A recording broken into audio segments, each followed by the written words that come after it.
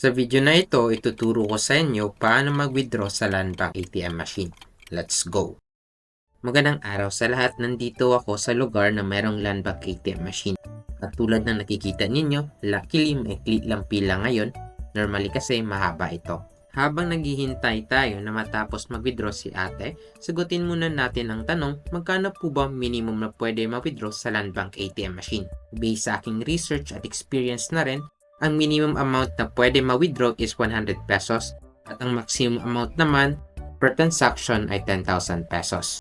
With a maximum of 50,000 total ATM withdrawal per day. Tandaan, kahit na 100 pesos minimum pwede mo ma-withdraw sa Land Bank ATM machine, may instances na hindi ito nakakapaglabas ng 100 peso bill as you can see in the screen. Reason nito is that naubusan na ng 100 peso bill, kaya make sure na tignan muna ang ATM machine sa taas to make sure kung kaya ba nito i-withdraw desired amount mo. As you can see, natapos na rin mag-withdraw si ate girl at tayo na ang mag-withdraw.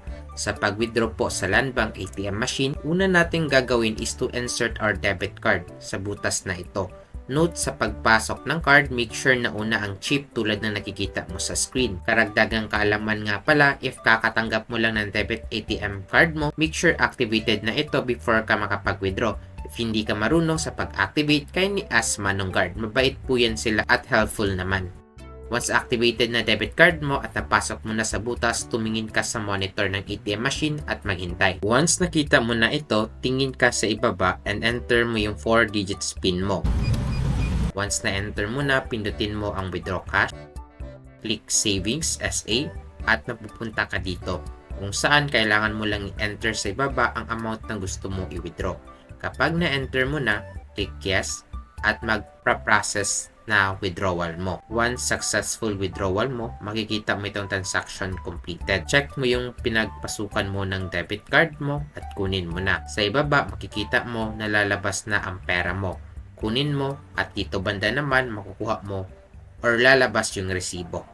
Helpful ba ang video na ito para sa inyo and gusto nyo din matutunan paano mag-send ng pera from Land Bank to GCash? May tutorial din ako para dyan. Click mo lang ito. O di kaya gusto mong matutunan paano mag-withdraw ng pera sa inyong GCash wallet sa ATM machine. May tutorial din ako para dyan. Click mo lang ito. If you want more videos like this, don't forget to like and subscribe. Yun lang. See you in my next video. Let's go!